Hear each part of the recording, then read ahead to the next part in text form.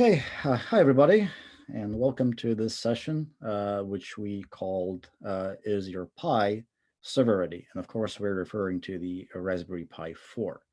And this session will be about embracing ARM server standards at the edge. My name is Andre Workington. I'm a tech lead for the ESXi-Arm project at VMware.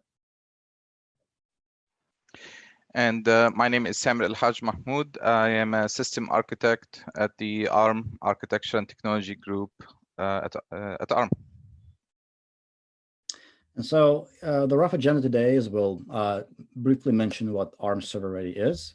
We'll talk about single board computers. We'll briefly go over how we are prototyping this with the Raspberry Pi 4, mention some challenges, show you a demo, well, a very static looking demo, and provide a brief call to action.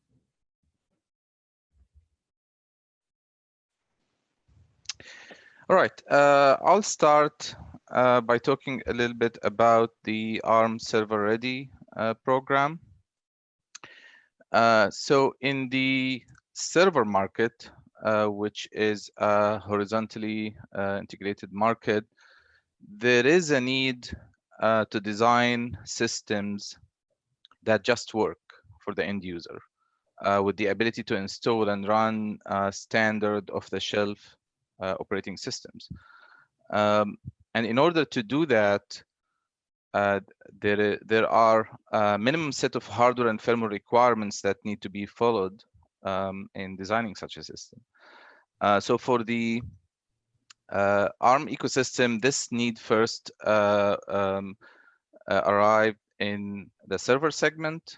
The ARM ServerReady compliance program was introduced to provide this just works solution for servers.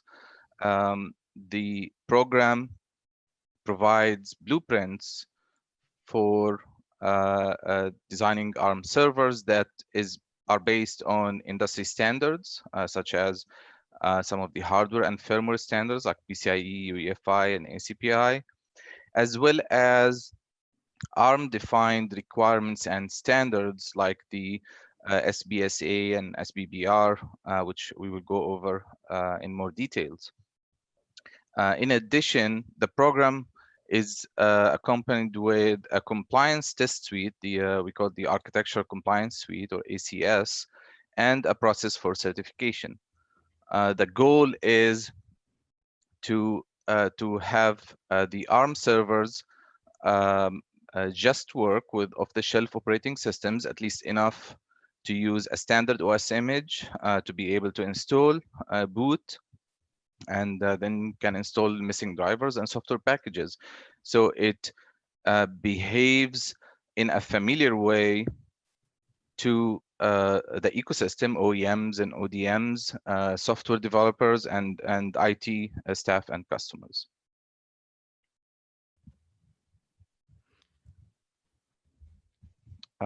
Next slide. Yes, thank you. So the first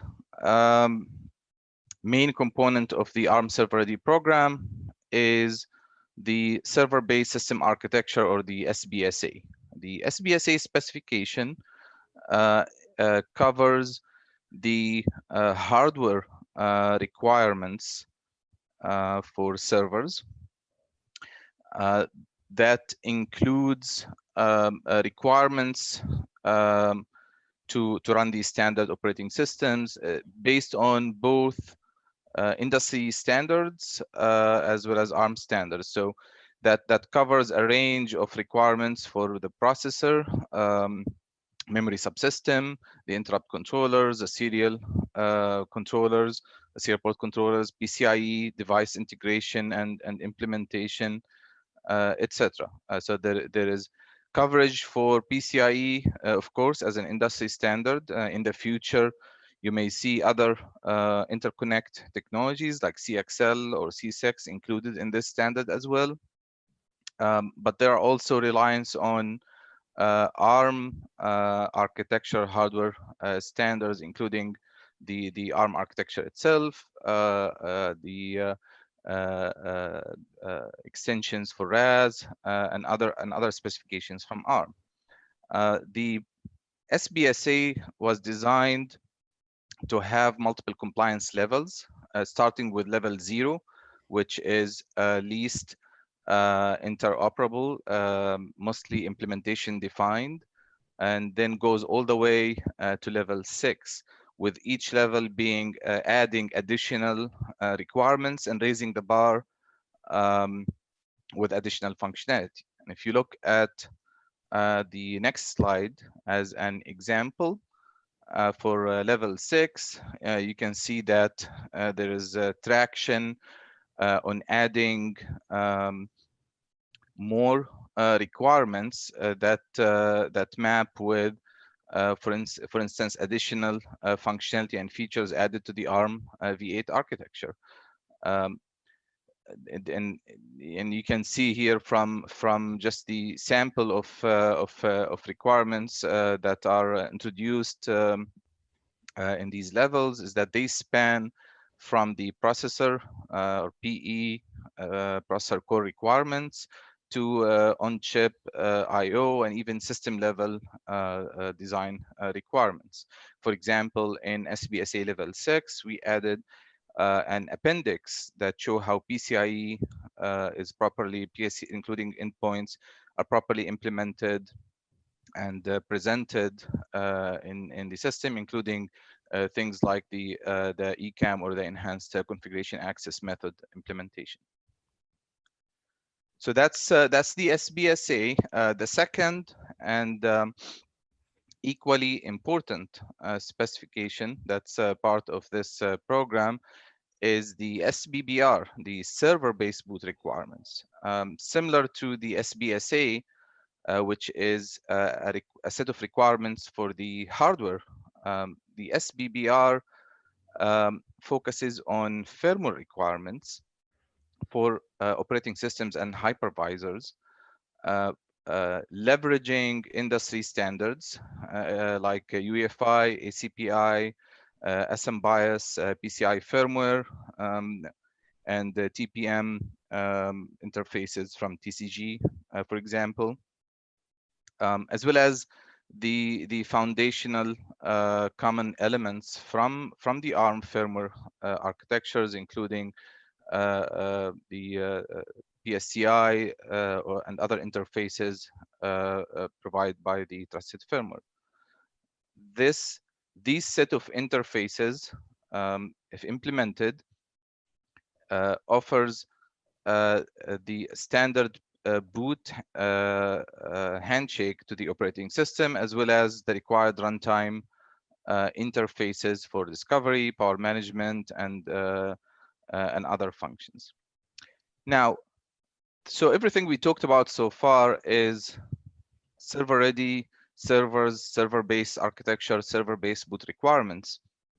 So you may ask, well, how is this related to the Pi? Since this session is talking about the Raspberry Pi. Oh, that's exactly what we want to get out of this session, is that the approach, the standards-based approach that was taken first in the server segment can equally apply in other segments where you want to achieve this interoperability between players, including operating systems, silicon manufacturers, and OEMs or device manufacturers. So think of it as standards based rather than server based.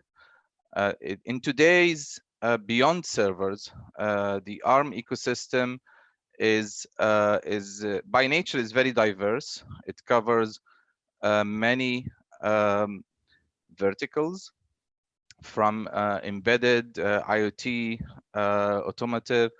It's really a wide range of devices, and with that diversity of the classes of devices, you have diversity in the solutions, so being the hardware solutions and the firmware and even the operating systems. in the embedded space, even as we talk about higher end edge devices that have higher capabilities in the processing power, the ecosystem is still mostly treated as embedded devices that are vertically integrated ecosystem, running custom firmware and custom operating systems, usually Linux kernels that are customized for that device. By having these devices behave as embedded systems with custom operating systems, you lose the ability to, for example, get updates, security patches, and interoperability of add-in devices and switching OSs and hardware, the kind of flexibility that you have in a horizontal ecosystem like in servers. So is there a light on the tunnel? Can we do something about this?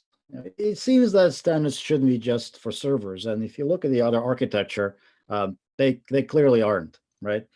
And at the ARM TechCon 2019, we saw ARM extending the idea of server-ready compliance or standards compliance to other segments, where conceptually it allows off-the-shelf system software to run on a wide range of systems. Now, so really, it's not about server requirements. It's more about different kinds of standardized or system requirements for the same class of, say, compute elements, right? In this case, we're talking about what's known as the A application profile ARM systems. Okay, so what systems do we have there? Well, we have servers. Okay, that's pretty easy, right? Those go in data centers, cloud. They go into infrastructure, edge, network equipment. Then, of course, we have client devices. So that's laptops, tablets, edge devices, could be IoT gateways. And there's no reason why today these are all widely or more or less widely incompatible. I can use an x86 laptop, $200 thing, to develop an operating system that will boot on a high-end server or an application. I don't have to worry. They may be implemented very differently, but from a system software perspective, from an IT perspective, really, they are equivalent. And so for ARM, it'll be pretty fantastic to have a common standard definition across a wide range of these A-profile chips, A-profile-based solutions. It could be based on the existing server-ready specifications, such as the SBSA and SBBR that Samir talked about, or the security specification. Now, clearly, servers and non-server systems, while they may have a large degree of commonality, they will have, of course, places where they diverge simply by the requirements. Again, it's not inconceivable to imagine that you could see a common set of specifications and server and edge and client adaptations to those that would actually go and be more stringent for servers, maybe, or relax certain aspects, or define even different requirements for client devices. Where, of course, if you look between laptops and servers, there are different requirements there, right? So obviously, we've heard about EBBR before. It sounds like EBBR could be kind of the solution, right? And EBBR is the embedded base boot requirements. However, what EBBR accomplishes today is it basically says that the boot firmware interface should act like EFI, and maybe that's real EFI, as in like a full-fledged implementation, such as based on Tiny Core, or that's an implementation based on U-boot. Okay, but it doesn't talk about how hardware should be interfaced or described. Okay. And a good example of an EBBR system would be a Raspberry Pi that boots with U-boot and flattened device tree, right? Which allows an EFI OS loader such as Grub to be used. Another example that I will claim is EBBR, it's just my opinion alone, is something like the Windows and ARM laptop based around the Qualcomm A35 HP NVX2. Yes, it's EFI. Yes, it's ACPI, but it's not SBSA or SBBR compliant. In fact, you cannot boot an OS image which hasn't been tailored to run on the Snapdragon chip. All right, so in my view, that's basically EBBR. Now, allow me to quickly check. I believe there's some chat messages just to make sure. Okay, got it. Okay, yes, roughly. Folks are chatting about the similar concepts. Okay, so what can we do about this? All right. So we would like to bring standards to the edge. Great. Where should we start? Let's take the highest volume and cheapest platform that anybody can buy. I know everybody has their own favorite ARM SBC. Why not the Raspberry Pi? It's a $50 device. You can buy it anywhere in the world. There are no volume problems. In fact, even from just an image perspective, believe it or not, there are people out there who haven't heard about ARM, but they have heard about the Raspberry Pi. Also, the Pi presents a pretty solid ecosystem. It'll be around for a while. Right, so we are at Pi 4 today, and I can easily use the Pi 2. People laugh about Raspbian being 32-bit, but still, there's value in providing a common software ecosystem. The Raspberry Pi Foundation, actually, Raspberry Pi is an example of a successful vertically integrated ecosystem. But what I'll claim is that there's only so much space for a vertically integrated ecosystem. And I would say there's only space for one Apple, right? If you think you can be Apple, probably not, right? And there's also maybe not that much value. I mean, for a single vendor, they can extract some value of being able to provide this turnkey solution. But for others to be able to compete with that, we have to start doing something different, okay? So people claim there are boards out there that are Pi killers. Well, in what way, though? A lot of them suffer from the same problem where they need a custom software stack. They're kind of a pain to reflash. I won't even know they'll have any system software that's mainline or upstream in 2 years that will run on them. All right, so that's the comment I'm making around, the Pi will be around for a long time. Some of these other boards may not actually be. I have a few bricks of my own that I can't do anything with. Okay, so Pi is cheap. I'll be around. There'll be a Pi 5. Maybe it'll be even better. Who knows? Also, is a Pi feasible? So for those of you familiar with a Raspberry Pi, they are pretty strange, right? So it's a system where the ARM cores take a backseat to the what's known as a video core or GPU. And yet the Pi 4 is a lot less strange than things have been in the past. So it finally has a regular interrupt controller. It finally uses USB 3 and actually uses pretty standard XHCI. So that's the regular USB 3 host controller. So is it feasible? Could you hypothetically claim it's standards compliant? It may be, right? I mean, yes, a USB 3 is wired up through PCI Express, but we could just pretend PCI Express doesn't exist. I mean, there's no physical slot, so it's not as if there's any meaningful value of exposing that. So maybe you could do level 2, level 3 as BSA compliance, right? Okay, that's not great, okay?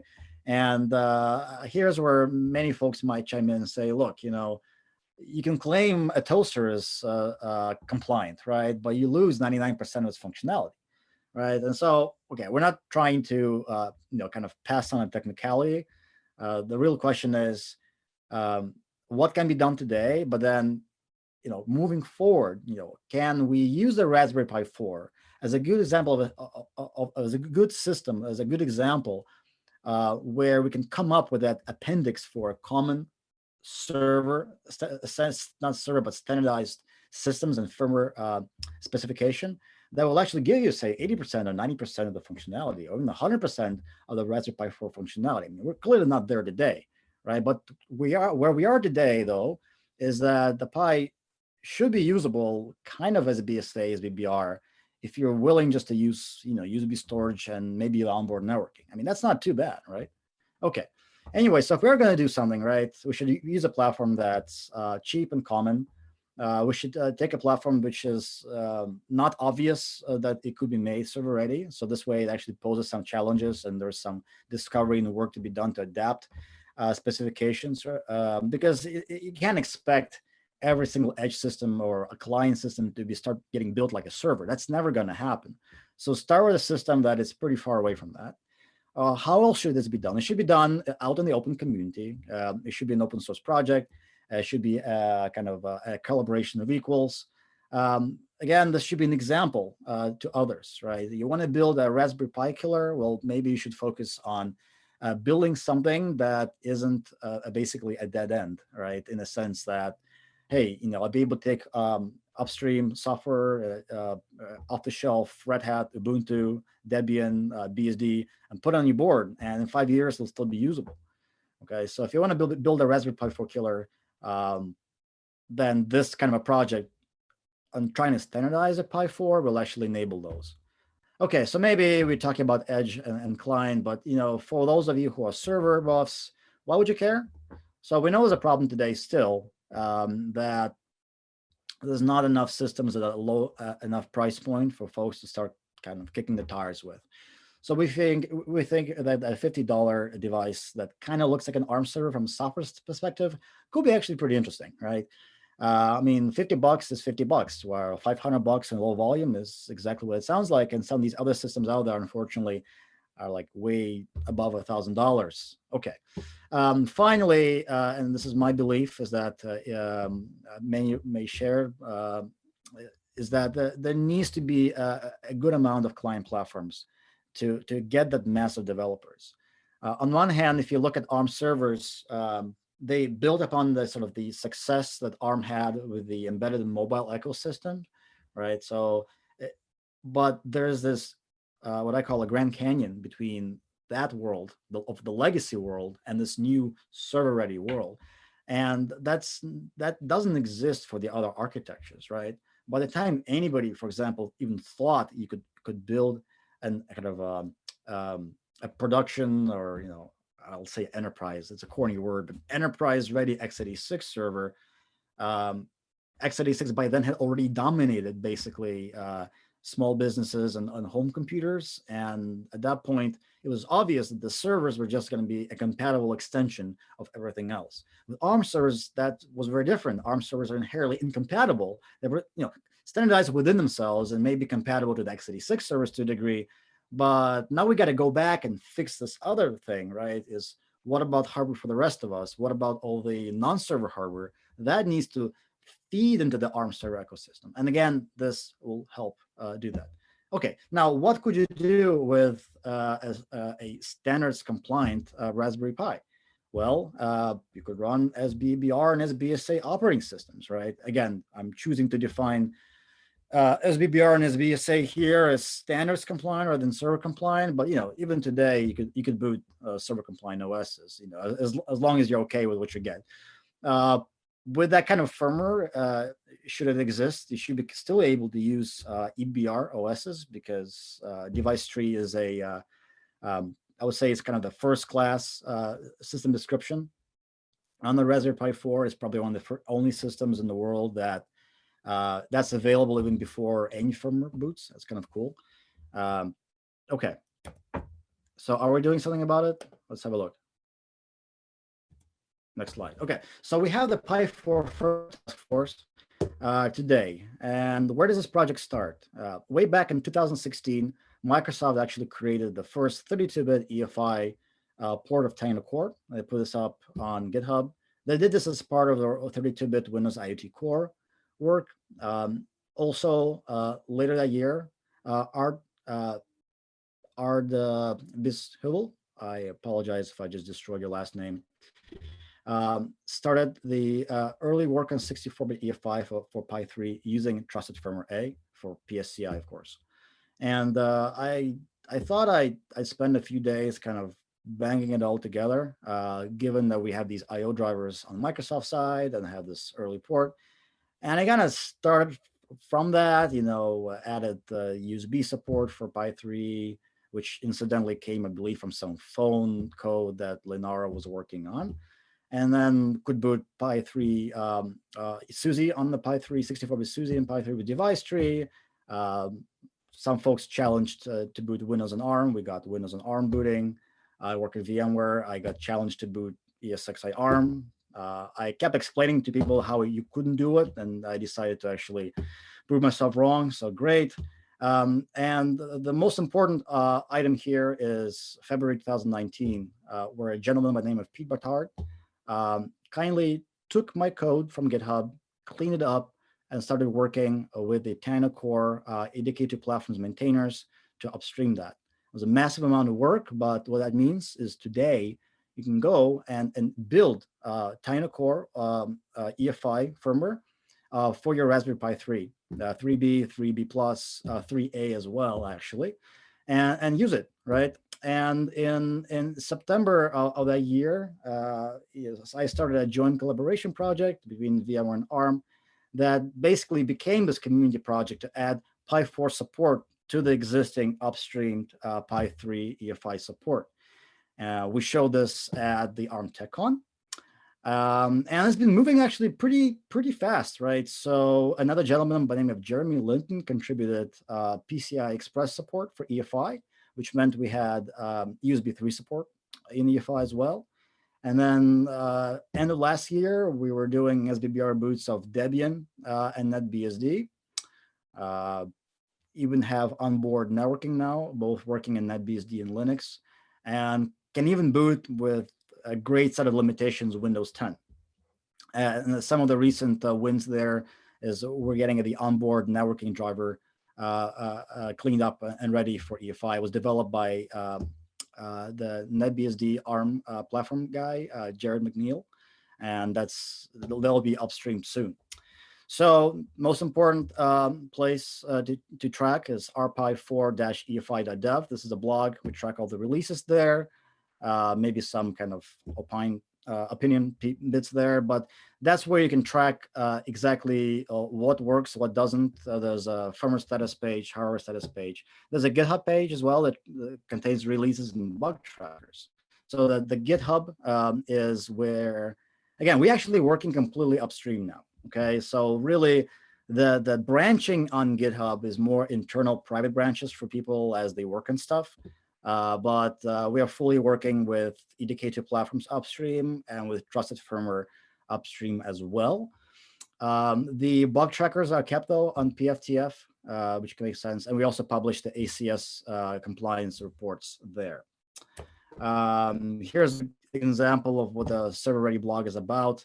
You can click on the About page that kind of gives you why it makes sense to make Edge standards compliant. And if people are interested about that, we can maybe cover that at the end of the session. And there's a status page as well. For every release, you can figure out basically what the bugs were fixed, what bugs exist, what works in the firmware, what works in the hardware, isn't being exposed to the operating system. So what does work, right? That's a good question. So trusted firmware, pretty much all set. Actually, PSCI CPU off was unimplemented, but that CPU off, not CPU on. CPU on was okay. CPU off, we're actually in the process of fixing that upstream. Support for serial ports, SDI, that's coming soon. That's the software delegated exception model for basically providing NMIs. Device support in the EFI itself. We have the RNG, serial ports. We support kind of fake NVRAM today, which is backed by a file. On the Pi, this is code that's shared with the Pi 3. On the Pi 4, we may be able to squeeze some space on the SPI flash chip and use some space there for firmware variables, but that's to be done. We support EFI frame buffer using basically everything the Pi supports. So DSI, composite, HDMI, DPI. Basically, if you get the rainbow screen, it should work, including different kinds of virtual resolutions. We support the legacy USB2 controller. That's on Type-C.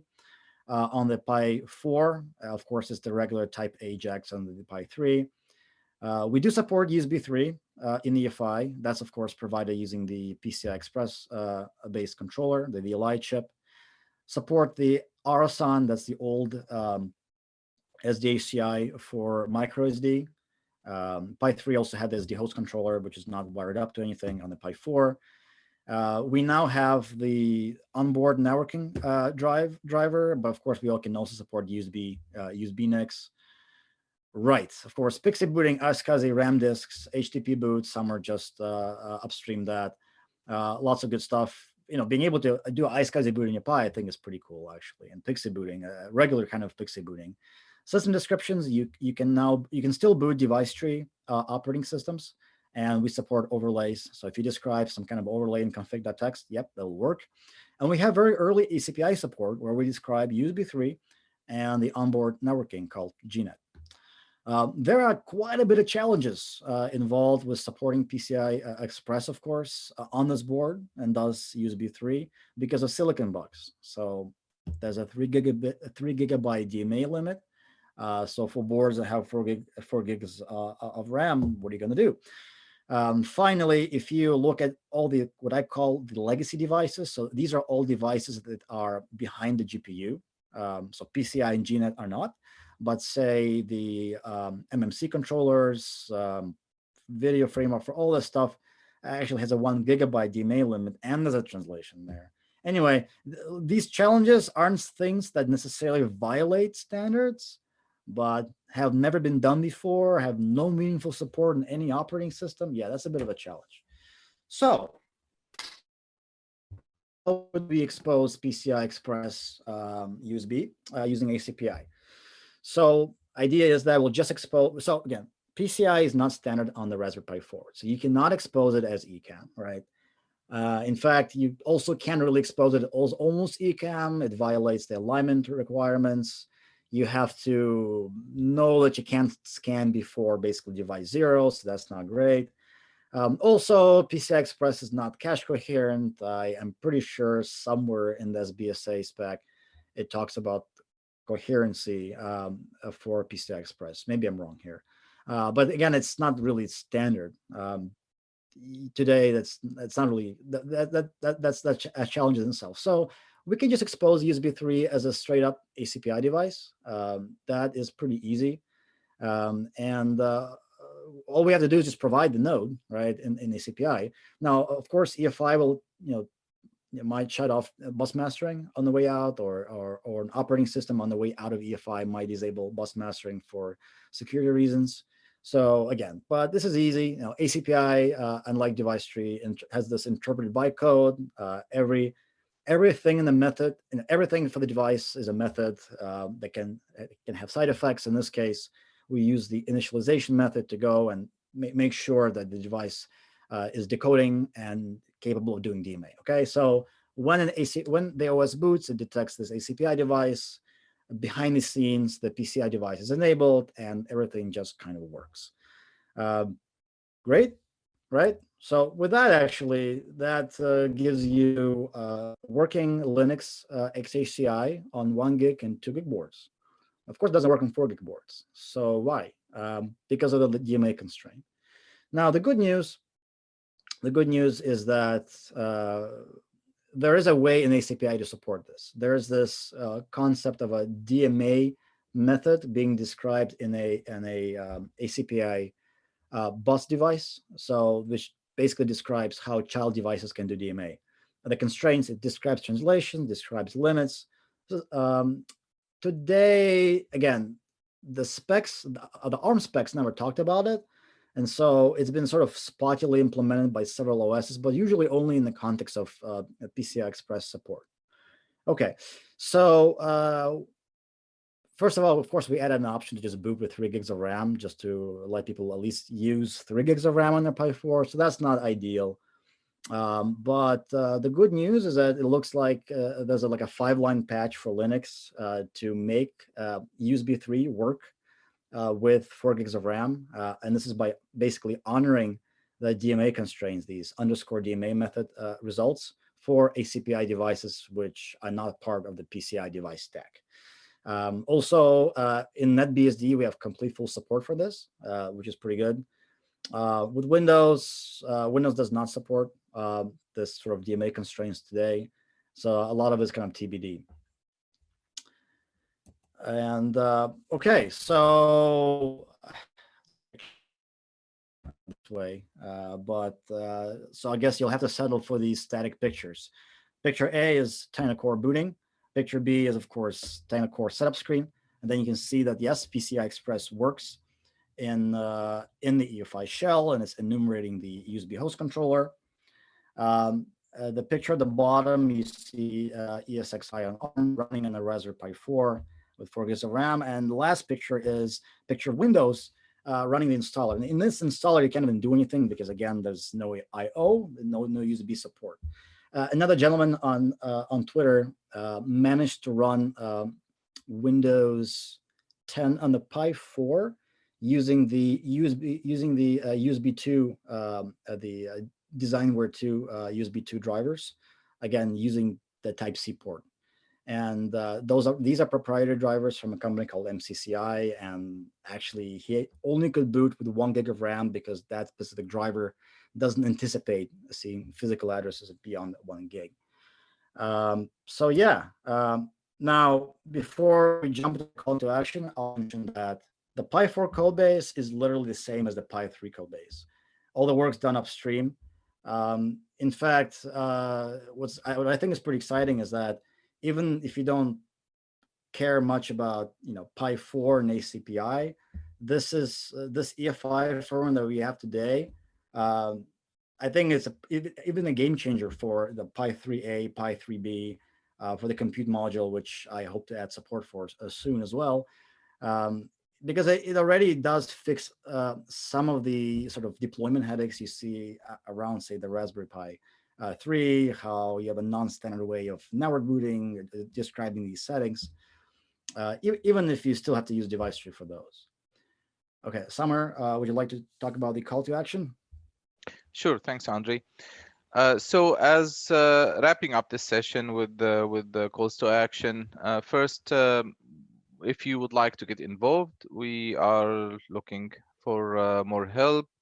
Of course, the project is open source, so if you go to the project link that was provided in one of the slides, you could see the issues, the discussions, the list of tasks that we have for the future. The actual patches are being submitted upstream to Core EDK2, so you can also review those and test and participate and submit your own patches. Like you saw from Andrew's comments earlier, we had multiple folks jump in, developers, and help really move the project, move big obstacles from the project with their contributions. There is a chat channel on Discord dedicated for this project. So if you would like to join, it's the RPi for UEFI dev channel on the ARM developer ecosystem Discord server. The link for the invite is on our blog. You can directly email Andre and myself as well if you have questions or ideas. And the goal is really also beyond the Pi, right? The Pi is the first. It's the most important one in this towards getting to this goal of standardized OS and ecosystem support on these types of platforms. But other interesting platforms include the NVIDIA Tegra, Xavier, and other platforms. The Rockchip RK3399 is popular with many platforms, both client and edge type devices that are built around that SoC. In fact, Andre already has some port for that chip to UEFI, to EDK2 that needs more work and upstreaming. So that's on the list. And one other thing to add is remember SBBR is a standard. It's not about implementation. So Tiano Core and EDK2 happens to be the mature and popular and upstream implementation of UEFI, ACPI, SMBIAS. But you can have other implementations too, and there are U-boot UEFI implementations for EBBR that are focused on just getting the UEFI ABI working, maybe with device tree, but there could also be work to add ACPI support there. In fact, EBBR as a standard allows for either a device tree or ACPI, but you can even think of really having SBBR compliance implemented in U-boot if that's of interest to the community. And finally, from ARM points of view, we are really working on shaping the standards to make this type of enablement more possible, and using the Raspberry Pi project and these other potential projects as a way to learn more about this type of devices and drive changes in the standards if needed. So if you are interested in the standards work, we do have a consortium, a committee. It's called the ARM Server Advisory Council, or Server AC, because that's the ARM ecosystem committee where the server standardization, where SBBR and SBSA were defined. If you are interested in joining, you can send me a note, and we can talk about how you can participate in under that umbrella as well.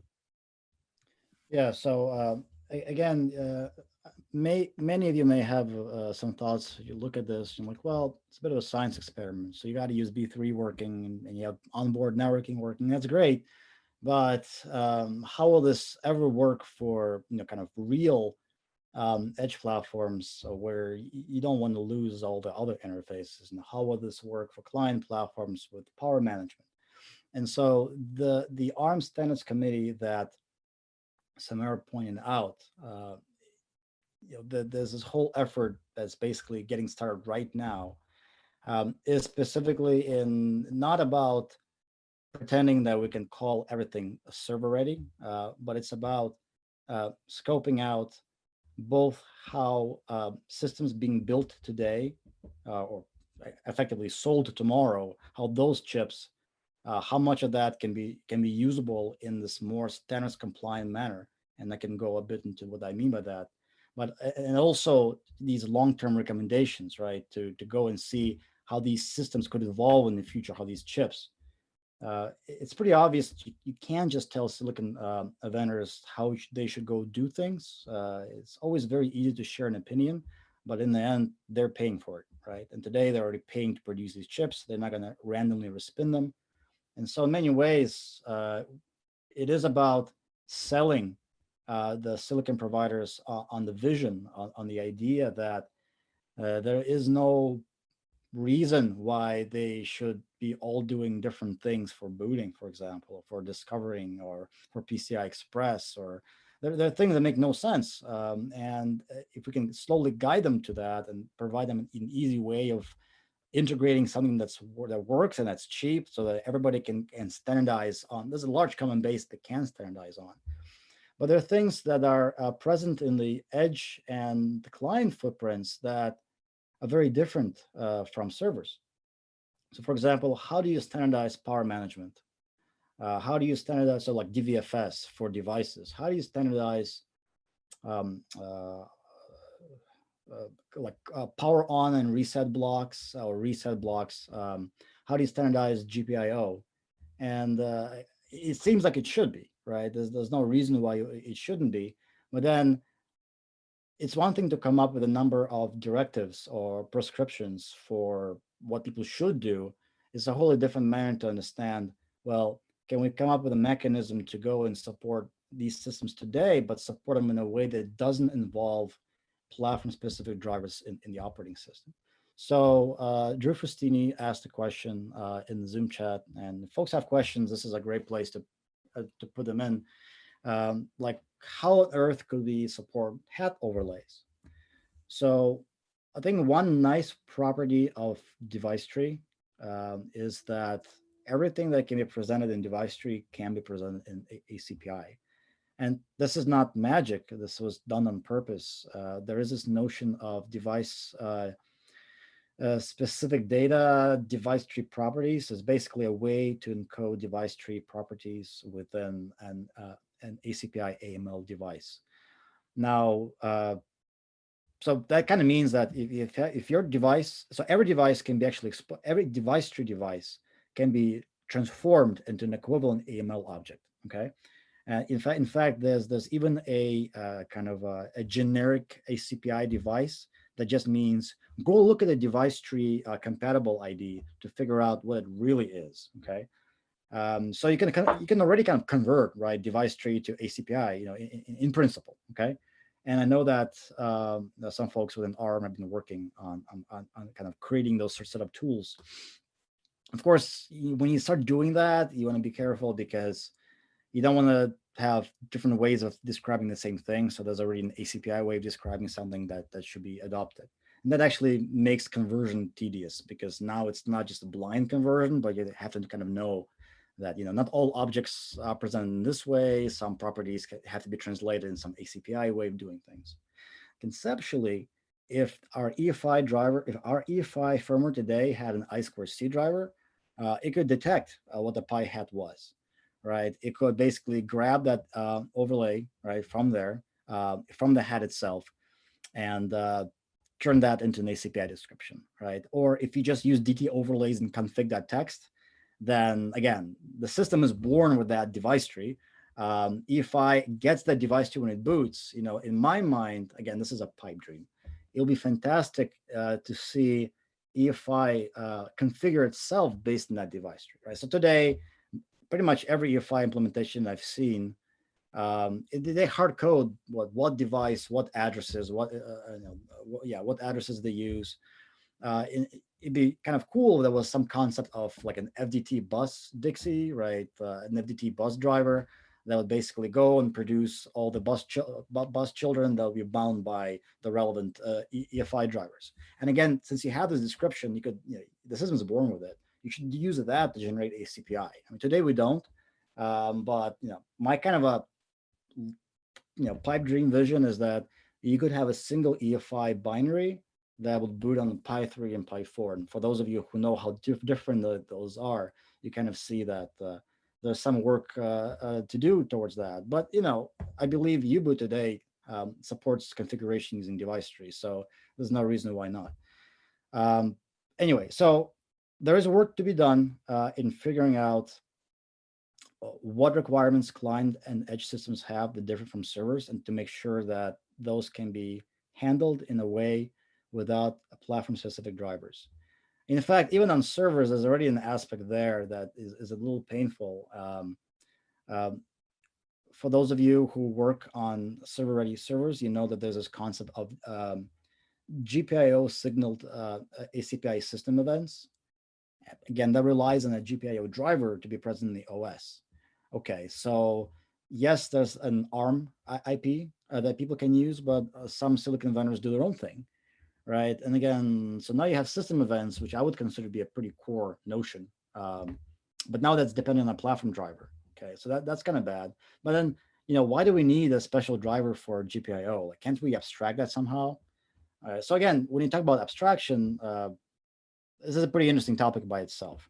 For example, I had this notion that maybe we could just make PCC SCMI work, right? So by basically using the SCMI, and SCMI, I forget what it stands for, System Control Management Interface, maybe. It's basically a way by which operating system can basically, in an ACPI way, use shared memory to talk to a system control CPU, system control processor, right? But then again, like, what if that could be done in trusted firmware? Okay, well, some vendors don't like the idea of putting more stuff in trusted firmware because it kind of ruins the perception of the kind of the root of trust, right? You don't want to have too much code there. Anyway, there's possibly many different approaches. Imagine if we got a Raspberry Pi Foundation people on board.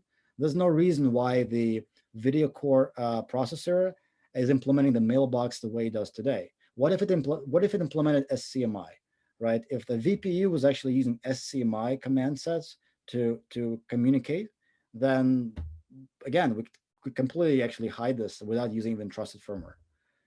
There's questions about how or should, if we at all, abstract PCI Express access for edge SBCs. I mean, everybody gets PCI Express wrong, but when you look at SBCs, it's a special kind of hell because, yeah, it's not even close to ECAM. It's like random registers, and you write your bus to this and your device to that, and you use 32-bit only accesses, and then maybe it'll work.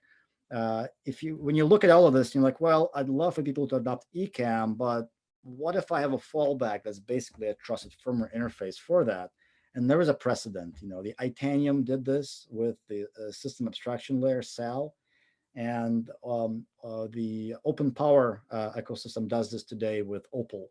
Opal is the firmware. But I mean, conceptually, Opal is more like EFI runtime services. It's not really a separate privilege like trusted firmware.